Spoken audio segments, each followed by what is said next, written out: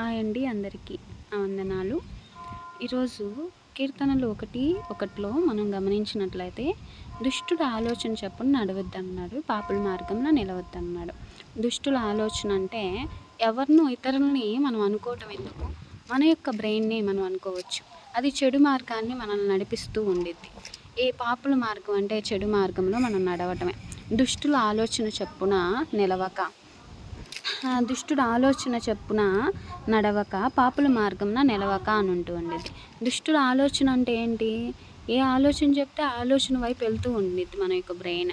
దాన్ని బట్టి మనం చెడు మార్గాన్ని ఎంచుకుంటాము, చెడు యొక్క వాటిని ఇష్టపడుతూ ఉంటాము. దాని వైపు వెళ్ళినప్పుడు దేవుడికి దూరం అవుతూ ఉంటాము. దానివల్ల మనం నష్టపోతూ ఉంటాం. ఆత్మీయమైన జీవితం పడిపోతూ ఉండిద్ది. ఆత్మీయమైన జీవితం స్ట్రాంగ్గాను బలంగాను తయారు అవ్వాలి అంటే మనం దుష్ట ఆలోచనని, పాపుల మార్గాన్ని మనం కొట్టివేయాలి. మన యొక్క బ్రెయిన్ని మన యొక్క ఆధీనంలో మార్చుకోవాలి అనేదే ఈ యొక్క వాక్యపు మీనింగ్. చూడండి, బజ్జీలు వేసి ఉన్నాను. ఈ యొక్క బజ్జీలు మా తాతయ్య టేస్ట్ చేస్తారు, ఎలా ఉందో చెప్తారు. ఎలా ఉన్నాయి తాతయ్య? ఎలా ఉన్నాయి బజ్జీలు? ఎలా ఉన్నాయి?